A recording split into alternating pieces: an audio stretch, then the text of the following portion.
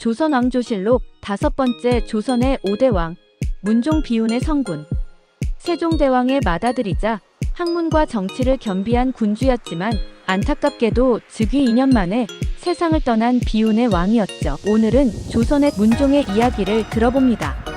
문종은 세종의 장남으로 태어나 어린 시절부터 학문과 무예에 두루 능했습니다. 세종 역시 그를 아끼고 신뢰하여 젊은 나이부터 국정에 깊이 참여할 기회를 주었죠. 세자로 책봉된 이후에는 다양한 정치적 경험을 쌓으며 왕이 될 준비를 차근차근 해나갔습니다. 특히 그는 세종의 정책을 적극 보좌하며 과학기술 발전과 문물 정비에도 중요한 역할을 했습니다. 세종 시절 만들어진 훈민정음 역시 문종이 깊이 관여한 프로젝트였죠. 또한 당시 명나라와의 외교 문제에도 관심을 두고 조선의 자주성을 지키기 위해 외교적 감각을 키웠습니다.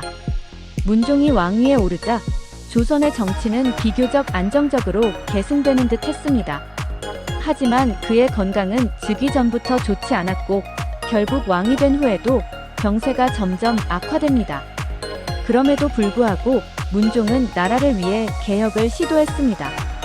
그는 국방 강화를 위해 군사체제를 정비하고 특히 북방 여진족의 침입에 대비하기 위해 방어체계를 구축하는 데 힘을 기울였습니다. 또한 세종이 추진했던 경제행정개혁을 이어받아 조선 사회를 더욱 발전시키려 했죠. 하지만 이러한 정책들은 문종이 오래 집권하지 못하면서 빛을 제대로 보지 못했습니다. 문종이 2년 만에 승하하자 그의 어린 아들 단종이 왕위를 이어받았습니다. 하지만 단종은 나이가 너무 어려 실질적인 정치를 하기 어려웠고 결국 이는 권력 투쟁으로 이어졌습니다. 문종이 좀 더 오래 왕위에 있었더라면 안정적으로 왕권이 유지될 수도 있었겠지만 그의 갑작스러운 죽음은 결국 계유정난이라는 역사적 사건을 불러왔죠. 계유정난은 조선 역사에서 손꼽히는 정치적 격변이었으며 결국 단종은 왕위를 빼앗기고 사사당하는 비극적인 운명을 맞이합니다. 문종의 짧은 재위 기간과 그의 죽음은 조선의 정치적 불안을 초래한 중요한 원인이 되었습니다.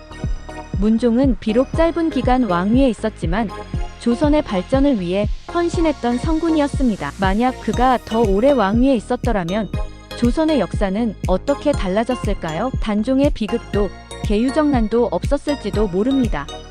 여러분의 생각은 어떠신가요? 지금까지 조선의 비운의 왕, 문종의 이야기였습니다. 역사 속 인물들이 남긴 발자취, 앞으로도 함께 살펴보겠습니다. 좋아요와 구독 잊지 마세요.